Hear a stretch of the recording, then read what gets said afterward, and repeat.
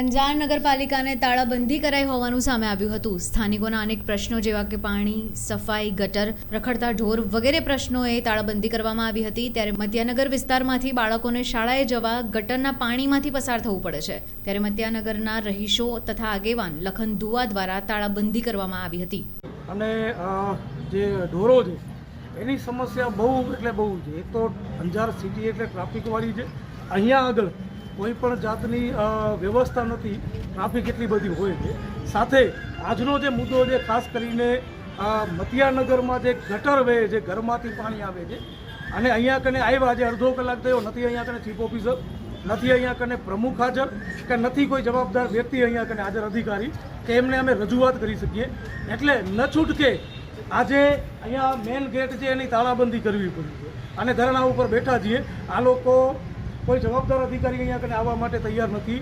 એટલા માટે જો આવી જ રીતે આ ભાજપની સરકારમાં તંત્ર આવું જ ચાલ્યું તો જનતા હવે ખરેખર મોહભંગ તો થઈ ગયું છે।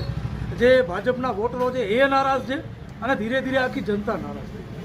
આ ભ્રષ્ટ નગરપાલિકા અંજારની એકદમ ભ્રષ્ટ નગરપાલિકા છે। અહીંયા કને છેલ્લા મતિયાનગરમાં મારી પાસે લેખિત કાગળો છે, છેલ્લા 10 વર્ષથી રજૂઆત કરતા આવ્યા છે, છતાંય પણ ગટર, પાણીની અને સફાઈની સમસ્યાનો હલ કરવામાં આવ્યું નથી। આજે અહીંયા કને એટલા માટે આવ્યા છીએ કે તાત્કાલિક ધોરણે આજે ને આજે આ કામ ચાલુ થવું જોઈએ અને આખા અંજારમાં આ જ પરિસ્થિતિ છે। એવું નથી કે ખાલી મતિયાનગરમાં છે, હું સમગ્ર અંજારની જનતાને કહું કે કરો નગરપાલિકાને તાળાબંધી, કારણ કે આ ભૂંડ ભાજપની સરકાર, આ ભ્રષ્ટાચારી સરકાર અને ભ્રષ્ટાચારી અધિકારીઓ ક્યારેય પણ તમારી વાત રાખશે નહીં।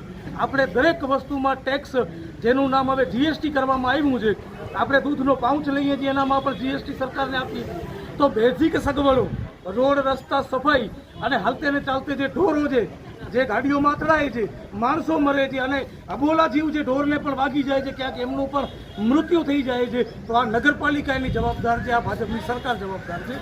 જે ટેક્સ આપણે આપીએ છીએ એનામાંથી આપણે વળતર રૂપી આપણે કમસે કમ રોડ, રસ્તા અને સફાઈ આવી બેઝિક સુવિધાઓ તો મળવી જ જોઈએ, પણ એ પણ નથી મળતી આપણા ટેક્સના પૈસામાંથી, આપણા ટેક્સના, આપણી જીએસટીમાંથી।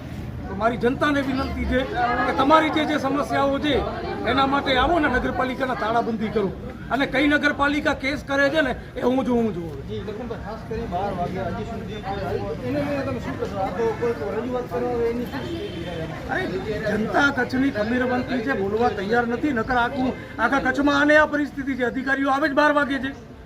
અહીંયા કને ચીફ ઓફિસર એક તો છે એની ચાર્જમાં છે, પોતે રજામાં હાલ્યા ગયા છે, તો કોને રજૂઆત કરવા માટે પ્રજા આવે? 12:30 વાગે તો ખરેખર રાજીનામું દઈ દો, એનાથી કામ ન થતા કામ કરો। એમ જ કહું છું કે જે કાઉન્સિલરોથી જે આવા નાલાયક પ્રમુખો હોય એમને રાજીનામું આપી દેવા જોઈએ તમને ભાઈ, જો તમારાથી કામ ન થાય। આ ફેક્ટ વસ્તુ છે, તમારાથી કામ ન થતું હોય તો તમે રાજીનામા આપી દો। ભાજપની ચાપલૂસી ઘણી બધી થઈ ગઈ અને તમારા અધિકારીઓથી પણ હું કહું છું, અધિકારીઓને પણ જો કામ ન થતું હોય, જનતાના પ્રશ્નો તમારાથી હલ ન થતા હોય, તમારું જે પગાર છે ને એ જનતાના ટેક્સ જીએસટીમાંથી મળે છે ભાઈ। એટલે આ વસ્તુને ધ્યાન રાખજો। જો ન થતું હોય તો રાજીનામા આપી દો, નકર આવનારા દિવસોમાં આ પહેલો પગથિયો છે। અંજારની દરેક સમાજને વિનંતી કરું છું કે આંદોલન કરો, હું તમારી સાથે છું। બેઝિક સુવિધાઓ જો આ સરકાર ન આપી શકતી હોય, રોડ, રસ્તા, ગટર, પાણી, સફાઈ અને આખલાની જે સમસ્યા છે એને હલ ન કરી શકતી હોય તો રાજીનામા આપી દેવા જોઈએ। નથી આપતા તો રાજીનામા આપવા માટે આપણે મજબૂર કરવું પડશે, આપણે આંદોલન કરવું પડશે। પોલીસ અને અધિકારીઓથી ડરવાની જરૂરત નથી, એમને પણ પગાર આપણા ટેક્સમાંથી મળે છે। આ વસ્તુને યાદ રાખજો અને આજે મતિયાનગરની જે સમસ્યા છે એનો હલ નહીં થાય ત્યાં સુધી અહીંયાથી અમે ઉઠવાના નથી। અંતિમ પ્રશ્ન બાજુ જઈશ, મતિયાનગરનું અમે પણ ઘણું કવરેજ કરેલું છે, શું કરવાનું કામ નથી? એક તો જાતિવાદ, આ સરકાર જ જાતિવાદ ઉપર બની છે।